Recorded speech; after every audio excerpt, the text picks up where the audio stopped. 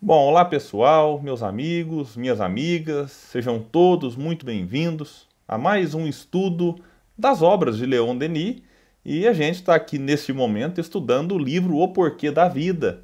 Então, quem tiver esse livro em mãos e depois quiser estar acompanhando com a gente, todas as semanas um estudo novo, uma reflexão diferente, para tentar extrair o máximo daquilo que Leon Denis nos propôs nesta e em várias outras obras, mas por enquanto a gente está nesse que é o 21º estudo sobre este livro, né? E quem tiver com ele em mãos e quiser acompanhar, nós estamos aqui no capítulo 6, que fala de justiça e progresso. É um capítulo muito interessante e hoje nós faremos o segundo parágrafo. No estudo anterior, nós fizemos o primeiro e agora nós faremos então o segundo, que diz Leon Denis assim: assim também se revela aqui, em toda a sua grandeza, o papel da dor, sua utilidade para o adiantamento dos seres. Aqui é um primeiro ponto que é importante. A dor não é para nos paralisar. A dor não é para nos fazer regredir, porque o regresso do ponto de vista moral e intelectual ele nem existe.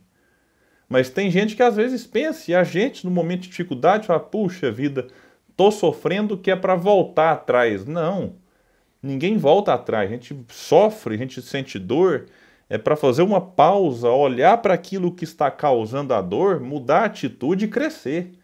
Bom, mas isso aqui eu estou dando algum spoiler do que a gente vai falar mais no final desse estudo.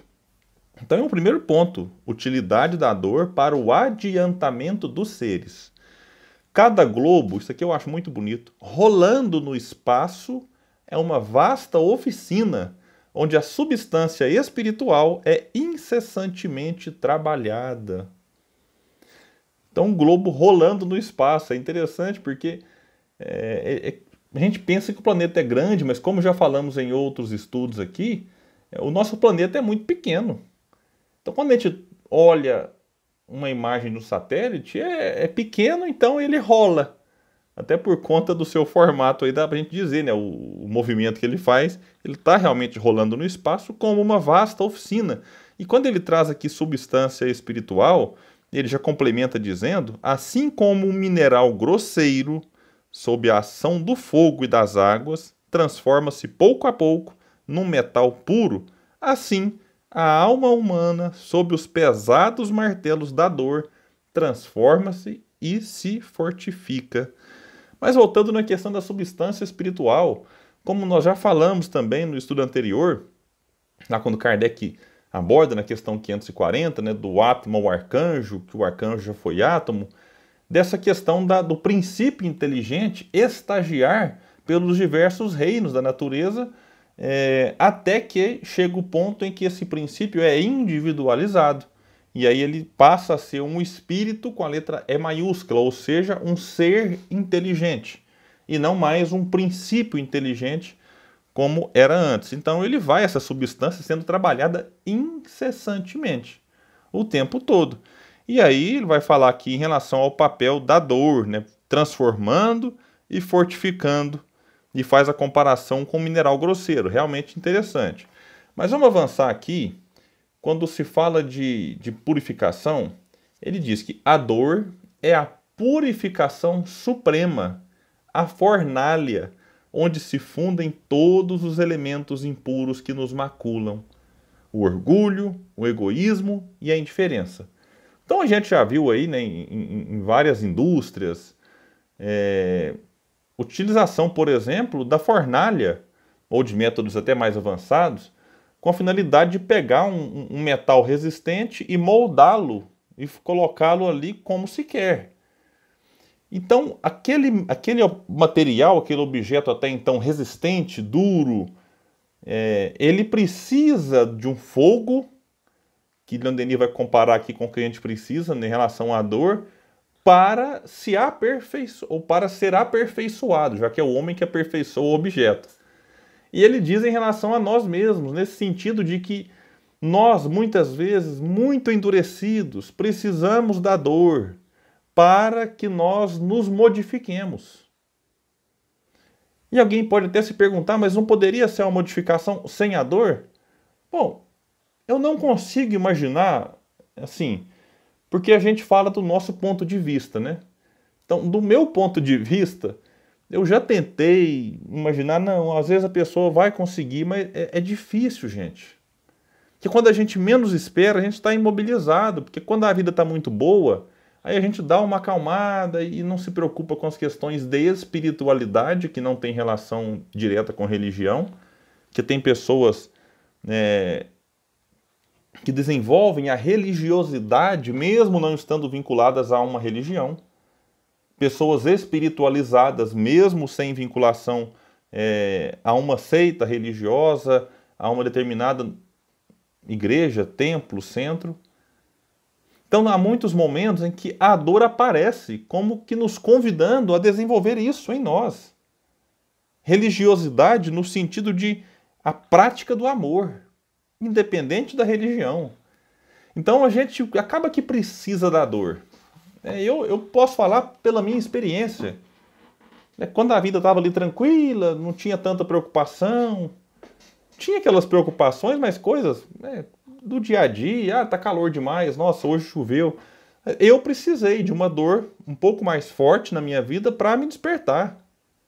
Foi na terceira gravidez da minha esposa, a primeira complicada, a segunda não concluiu, teve um aborto espontâneo, a terceira quase tendo outro aborto. E aí, por que está acontecendo? E aquela vida aparentemente tranquila, aquela espécie de paz, né? É uma paz, mas que não é verdadeira. De repente teve que tomar uma sacudida. Dor. Foi ruim? No momento foi muito difícil, foi muito ruim. Mas quando se olha para trás, fala, poxa, se não fosse aquilo, eu, falando por mim, estaria talvez na mesma vida de antes. Não era uma vida desregrada, uma vida bagunçada, mas era uma vida desligada dessas questões espirituais. Então a dor, ela vem trabalhar em nós aquilo que Leandrini agora vai dizer aqui, ó. O orgulho, o egoísmo e a indiferença. O orgulhoso, ele se acha superior aos outros. Vamos tentar trabalhar essas três palavrinhas em relação ao outro ou aos outros. O orgulhoso, ele se acha superior aos outros. E aí ele precisa da dor para mostrar que aquela aparente superioridade é só aparente. É só, talvez, por causa de um título, de uma classe social, de uma cidade, enfim, algum benefício material que pode lhe dar algumas vantagens em alguns aspectos, mas que não caracteriza a elevação espiritual. Então vem a dor, e como a gente diz aqui em Minas, para sossegar o facho da pessoa, falar, opa, baixa a bola, porque você não é a última bolacha do pacote. É uma expressão também que eu não sei se vocês conhecem. É quando a pessoa se acha mais importante, fala, nossa, o mundo não consegue viver sem a minha luz. Aí ela se acha a luz do mundo. Jesus recusou o título de bom. Ele falou, bom só Deus, só o Pai. Ele aceitou de mestre, porque ele estava aqui para nos ensinar. Mas Jesus, que é Jesus, recusou o de bom. E a gente se acha o bom, o inalcançável. E aí vem a dor e fala, calma, não é assim que a coisa funciona. Diminui um pouco o seu orgulho aí, porque tudo também não tem jeito, a gente vai diminuindo gradativamente, mas é a dor que vem nos ensinar um pouco disso.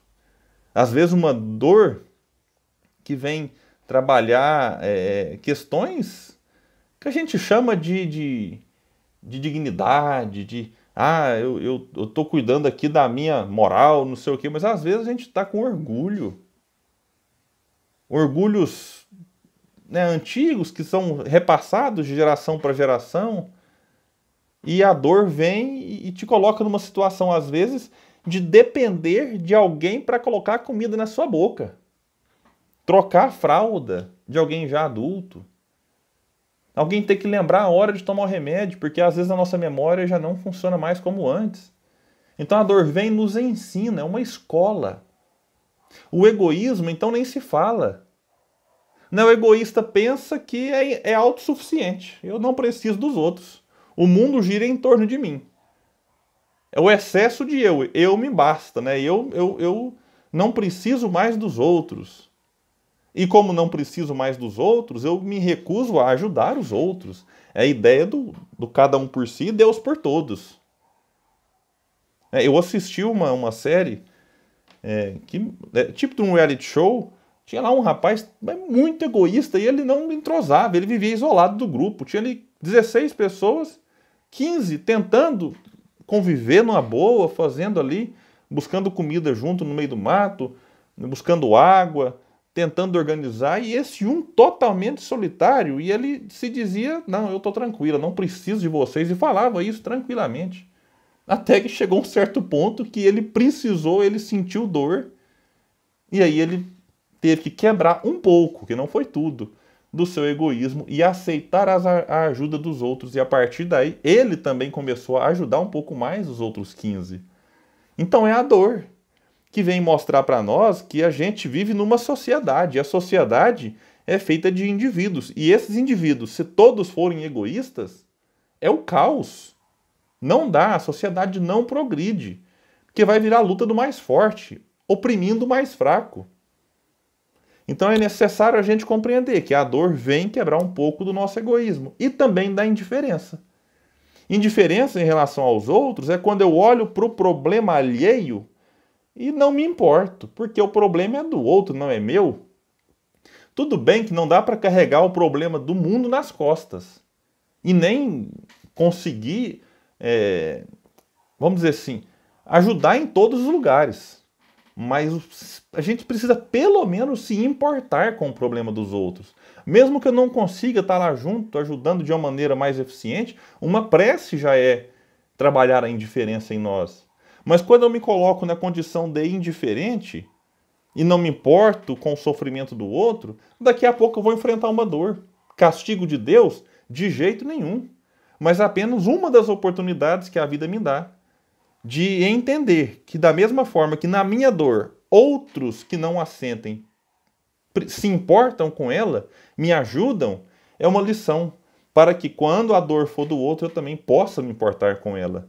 E a indiferença talvez seja um dos grandes males da humanidade no momento, mesmo agora em que a gente ainda atravessa uma pandemia. Se não fôssemos tão indiferentes, não tenho dúvida, o número de mortos no mundo seria muito menor. Se cada um se preocupasse em cuidar de si, mas cuidar do outro, ou seja, diminuindo a indiferença em si, o mundo seria muito melhor para se viver. Teríamos menos dores, menos flagelos, menos fome, menos sede, menos frio. Então é isso. Esse é o papel da dor. Não é castigar por castigar, mas simplesmente causar um desconforto. Até porque não dá para a gente fazer algo errado e ser premiado por isso. Então a dor é difícil? É. Mas é com uma proposta, com uma finalidade, que a gente, a partir dela, cresça um pouco mais. Crescendo um pouco mais, o mundo se torna melhor. Bom, meus amigos, então é isso. A gente encerra aqui. Eu parei na metade, mais ou menos, do parágrafo 2 do capítulo 6 do livro O Porquê da Vida. E no próximo estudo nós retomamos essa reflexão aqui que Leandrini nos traz, que é muito bacana, e que a gente vai falar depois aqui da alma purificada, que não tem mais que reencarnar. Isso aqui é a meta de todo mundo, reencarnar só se a gente quiser, mas que não mais precisaremos, né, de passar pela encarnação, só em casos de extrema, necessidade de uma missão, enfim. Mas aí já é assunto para o nosso próximo estudo. Fiquem todos com Deus, todos bem. Um abraço.